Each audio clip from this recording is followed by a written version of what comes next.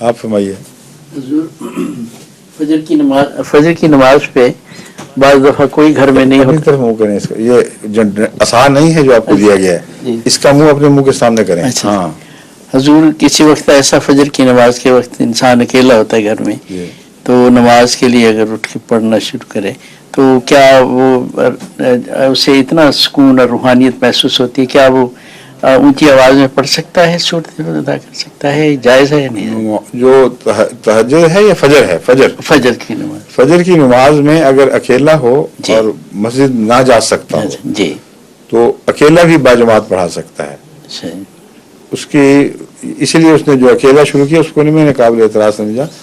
حضرت صلی اللہ علیہ وسلم نے جب باجماعت نمازوں پر زور دیا تو ایک اعرابی نے سوال کیا کہ میں تو جنگل میں بکریاں چراتا ہوں اور میرے لیے تو ناممکن ہے کہ جنگل سے 5 وقت نمازوں کے لیے پہنچوں, 5 6 میل تک فصل پھر بکریاں چھوڑ کر باجماعت نماز کے لیے مدینے پہنچنا تو ناممکن تھا, تو میرے لیے کیا حکم ہے؟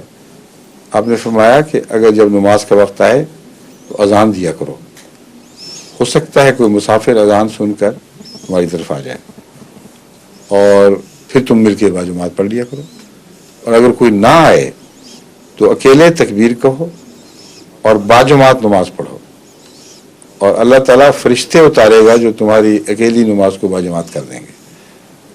تو اتنے عظیم الشان پیغام کے بعد کسی شک و تردد کی گنجائش ہی کوئی نہیں رہی.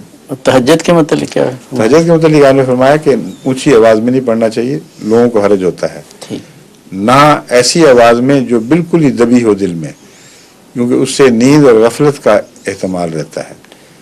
تو آپ یہ پسند فرماتے تھے کہ ہلکی گنگناہٹ کے ساتھ یا سرسراہٹ کے ساتھ آواز نکالی جائے جو سوتوں کو تنگ نہ کرے اور اپنے کو جگائے رکھے. جزاک اللہ.